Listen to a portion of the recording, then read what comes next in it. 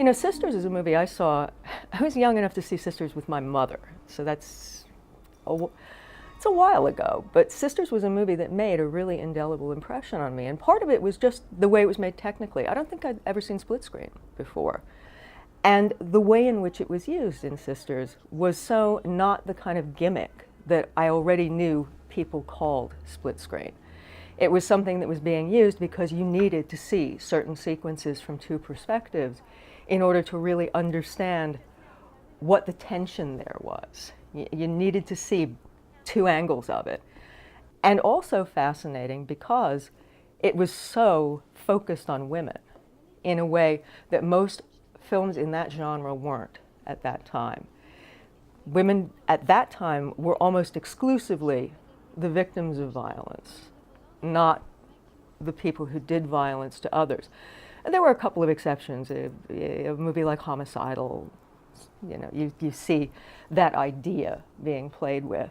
But that was a really cheap little movie, and that was a movie that if you weren't seeing grindhouse pictures, or you weren't seeing pictures at the state fair, or all the venues that movies like that played in, you weren't seeing.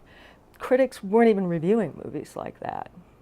Even though they weren't little foreign movies playing Times Square, they were movies that were considered not really worthy of critical consideration. You should be doing Around the World in 80 Days. That was what was an important movie because it was a big movie with big movie stars in it.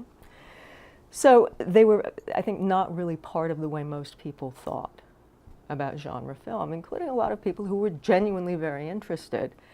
But Sisters, although it was not a big budget movie, although it wasn't released with a huge rollout campaign and a ton of advertising, was nonetheless a mainstream movie. It played in mainstream theaters. You didn't have to go to a grindhouse. You could go with your mother to see Sisters, and it wouldn't be a weird and peculiar experience. And yet, it was very much of a different kind of movie than most of the movies that you would see in those venues. So it was hugely influential in that way, and not just for me as a viewer, but I think for other filmmakers who saw it when they were young and impressionable and realized, wow, that's actually kind of great. And that's not what I thought you could do in a mainstream movie, even if you were willing to take a small budget and to work with actors who weren't enormously expensive and to do it on a very fast schedule. It was suddenly part of what you could do in that Coppola, Scorsese, all those guys, De Palma generation.